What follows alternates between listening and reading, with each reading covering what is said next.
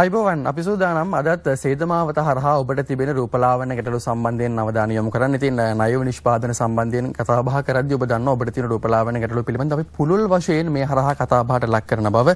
ඉතින් ප්‍රවීණ රූපලාවන්‍ය ශිල්පිනිය ඒ වගේම hair and beauty cluster සභාපතිනිය ජකී අපොන්සු මහත්මිය අදත් ඇවිල්ලා ඉන්නවා මෙදිරියට. අයිබෝවන්. අයිබෝවන්. ඒ වගේම තමයි මාතර ගොඩගම සහන වෛද්‍ය මධ්‍යස්ථානයේ ප්‍රධාන වෛද්‍යතුමන් දේශමාන එල්.පී. සඳරුවන් මහත්මයා ආයිබෝන් කියලා පිළිගන්නවා. ආයිබෝන්. ඉතින් මේ දෙපළට යොමු කරන්නට කියලා අදත් ඔබ අපිට ප්‍රශ්න වැලක් යොමු කරලා තියෙනවා.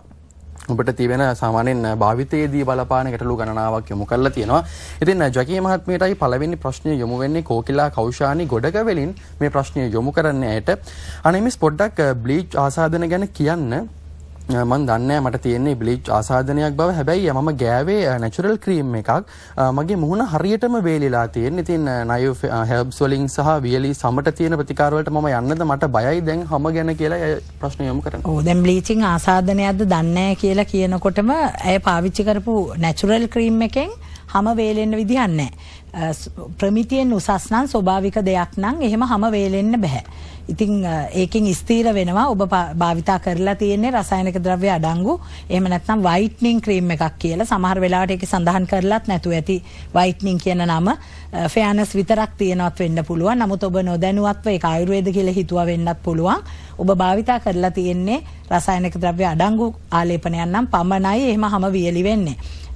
ඒ වෙලාවට නයිවර්බ්ස් වල තියෙන වියලි හැමට තියෙන ප්‍රතිකාර වලට යන්න එපා.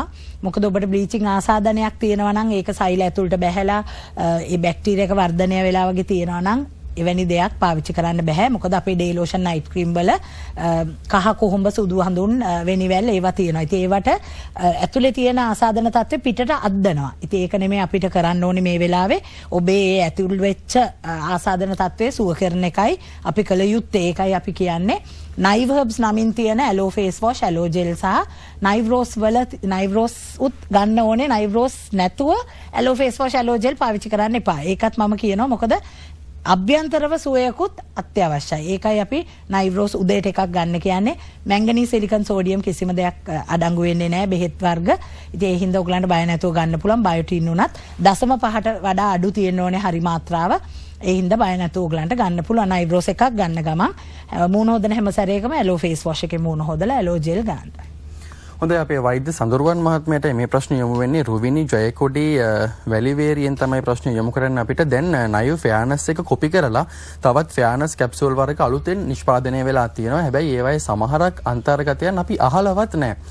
ඒ හින්දා මම හිතන්නේ නයු ෆෙයානස් කැප්සූල් එක තමයි හොඳම. මොකද අපි දන්න පෝෂක කොටස් ඒ කියන්නේ සමේ පැහැයට අවශ්‍ය කරන බොහෝ දේ මේ කැප්සූල් එකේ අන්තර්ගත වෙනවා. අපි රැවටීමකට ලක් වෙලාද මොකක්ද මේකට කරන්න කියලා අහනවා. ඔව් ගොඩක් දැනට අලුතෙන් ඕන තරම් කැප්සූල් වර්ග එයි ප්‍රශ්නයක් නැහැ. හොඳම දේ තමයි දැන් ඔය තෝරගෙන තියෙන්නේ නිවැරදි තේරීම කරලා ඉවරයි. මොකද එතන ස්වාභාවිකව මිනිස්සාගේ පරිභෝජනයට සුදුසු හැමේ නිරෝගීකම රැක ගැනීමට අත්‍යවශ්‍ය වූ විශේෂයෙන්ම හැමේ පැහැය අවශ්‍ය පෝෂණ කොටස් ටික අඩංගු කරලා තමයි නයිෆියානස් හදලා තින්නේ. ඉතින් ඒක ගොඩක් අය ගත්ත අයට ප්‍රතිඵල ගොඩක් තියෙනවා. අත්දැකීම් තියෙන අය ගොඩක් ඉන්නේ. ඒ වගේම අපිට ඒ කියන්නේ සහතිකත් වෙන්න පුළුවන්. මොකද අපි දන්නවා ඒකෙන් කිසිම හානියක් වෙලා නැහැ. කෙනෙකුට බලාපොරොත්තු වුණ දේ, ඒ කියන්නේ ෆියානස් වෙන්න බලාපොරොත්තු වුණා නම් යම් කිසි පැහැයක් හැමේ ලබා ගන්න ගොඩක් සුදු වෙනවා කිව්වොත් ඒක බොරුවක්. නමුත් හැමේ පැහැය ලැබෙන්නේ නිරෝගීමත් වුණ හේතුව නිසා. හැමේ පැහැය ලබා දෙන වර්ණක සෛල වලට අත්‍යවශ්‍ය පෝෂණ කොටස් ටික මේ අඩංගු වෙනවා. ග්ලූටතයෝන්, ඊළඟට අකාය බෙරි, ඊළඟට වීට් ජර්ම් ඔයිල්, ඒ වගේ සුවිශේෂී දේවල් ටිකක් අඩංගු වෙලා තිනවා. ඒක පැහැයටම වෙන් වෙච්ච දේවල්. ඒකයි මෙතන විශේෂත්වය තියෙන්නේ. ඔබගේ තේරීම බොහොම නිවැරදි. හොඳ පිළිතුරක් ලැබෙන්නේ. ඒ වගේම තමයි ජොකී මහත්මියන් යොමු කරන ප්‍රශ්නයක් පවිත්‍රා කරුණාරත්න අවරිවත්තෙන් සමහර අය හිතන්නේ රූපලාවන්‍ය කියන ලස්සන ගැන කතා කරන එක විතරයි කියලා. හැබැයි ඔය නැචරල් වයිට්නින් කියලා කියපුවක් ගාලා අපේ මූණට වෙච්ච දේ ජොකී මහත්මියට යොමු කරලා තියෙනවා. මම හිතන්නේ ඡායාරූප කීපයක් ඒ ගැනත් සඳහන් කරලා තියෙනවා මෙතන. වයිට්නින් ආලේපනවල තියෙනවා කියන මේ තරම් නැචරල් එකක් ලෝකේ කොහෙවත් නැහැ. අපිට වෙච්ච දේ අනිත් අයට නොවෙන්න අනේ ජකීමිස් පැහැදිලි කරන්න කියලා තියෙනවා. ඔව් ගොඩාක් අය කතා කරනවා ප්‍රොඩක්ට්ස් ඇවිල්ලා කතා කරනකොට ප්‍රොඩක්ට් එක මොකක්ද කියලාත් දන්නේ නැහැ. අර කවුරු හරි එහෙම නැත්නම් ආයතනයෙන් කිව්ව නිසා ඇවිල්ලා කතා කරන ගොඩක් අය ඉන්නවා. සමහර වෙලාවට ඉස්සරහා තියාගෙන වයිට්නින් ආලේපන වයිට්නින් හොඳ නැහැ කියලා කියන අයත් ඉන්නවා. එහෙම නැත්නම් මේ තරම් නැචරල් දෙයක් මේ ලෝකෙත් නැහැ කියලා කියනවා. නමුත් ඒවල වයිට්නින් කියලා සඳහන් කරලා තියෙනවා. ඉතින් එතකොට සමාජයම රැවටීමකට පත් වෙනවා. ඉතින් ඒක තමයි මම හිතන්නේ අය කියලා තියෙන්නේ. දැන් වයිට්නින් දෙයක් භාවිතා කරාම එහෙම නැත්නම් කැප්සියුල් එකක බෙහෙත් අඩංගු නම් එවැනි දෙයක් ඇතුළට ගත්තම වයිට්නින් ආලේපන අපි පාවිච්චි කරාම වෙන්නේ ඒවා මූණෙන්ම පිට දානව නෙමෙයි. මේක ඇඟේ වෙන කොහෙන් හරිත් පිට දාන්න පුළුවන්.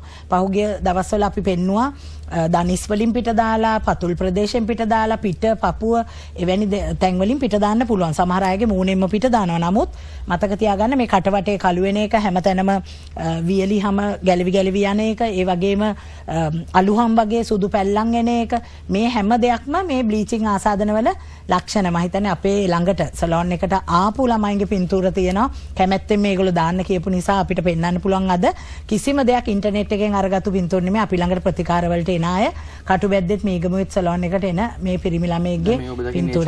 ඔව්. ඉතින් කවුරුත් ලස්සන වෙන්න ගිහිල්ලා මෙහෙම වෙනවට කැමති නැහැ. මේ ප්‍රතිකාර ගන්න ළමයි මේ ඇඟෙන් පිට දාලා.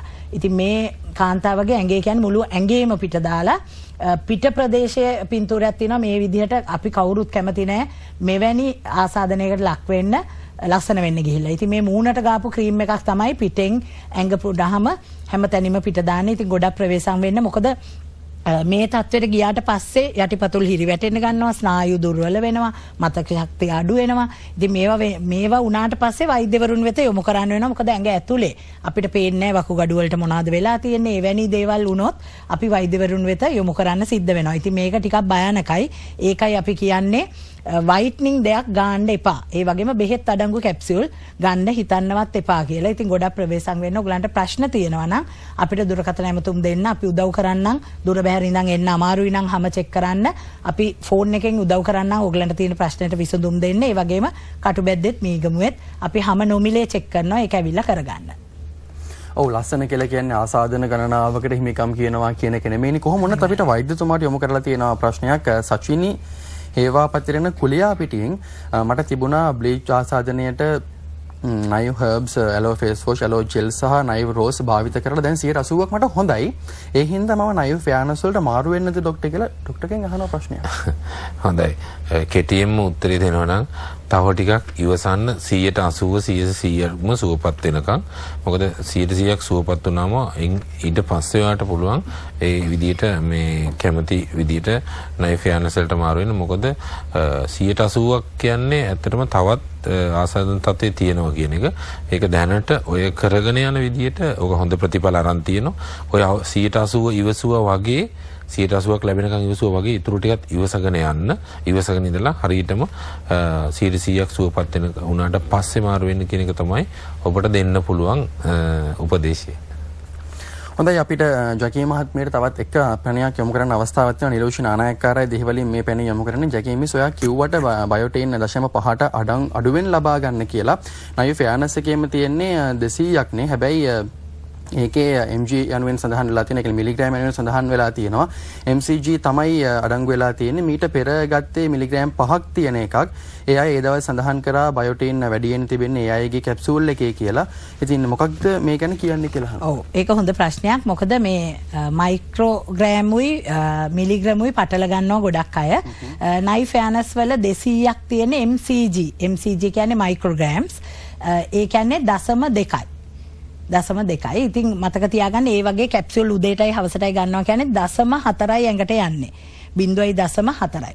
0.5ක් වෙනකන් ගන්න පුළුවන්. අපි හැමදාමත් කියනවා බයෝටින් 0.5. මේ දශම තීත ඉතාමත්ම වැදගත්. 0.5ට වඩා ගත්තොත් අධිමාත්‍රාවක්. ඒකයි මේ මයික්‍රෝග්‍රෑම්ස් ගන්නවා නම් 200 කියලා කියන්නේ 0.2යි. ඉතින් බය නැතුව ගන්න. ඔයගලන් පටල ගන්න එපා. ඒක ඇත්ත. මං හිතන්නේ මිලිග්‍රෑම් 5ක් කියන්නේ 0.5ක් කියන්නේ ලොකු වෙනසක්. මිලිග්‍රෑම් 5ක් කියන්නේ එක කැප්සියුල් එකක මිලිග්‍රෑම් 5ක් තියෙනවා. කියන්නේ 20 ගුණයක් උදේටයි රැටයි ගන්නකොට කැප්සියුල් එක 20 ගුණයක් ඇඟට යනවා යන්න ඕන ප්‍රමාණයට වඩා. ඉතින් ගොඩක් ප්‍රවේශම් වෙන්න මැංගනීස් සිලිකන් සෝඩියම් උත් හොඳ නැහැ. මේ වගේ අධිමාත්‍රාවලුත් ගන්න එපා. අපිට දුරකථන ඇමතුමක් දුන්නොත් අපි උදව් කරන්නම් තවදුරටත්. හොඳයි ඉතින් තිරේ දිස්වන දුරකථන ඇමතුම් වලට අංක වලට වගේ මේ වගේම අයුෆාමය නියුට්‍රා පුද්ගලික සමාගම මායලිය ජායල කියන දුරකථන අංකයටත් ඔබට හැකියාවක් තිබෙනවා ලිපිනයටත් යම්කිසි ආකාරයකින් ඔබේ ප්‍රශ්න මේ ආකාරයෙන් යොමු කරන්න. ඉතින් ඔබ දෙපළටත් ස්තුතිවන්ත වෙනවා. තවත් මේ හරහා තියෙන ගැටලු සඳහා අපි සූදානම් මොවුන් දෙපළ සම්බන්ධ කරගැනීම ඉදිරි වැඩසටහනකින් ඔබව හමුවන්න.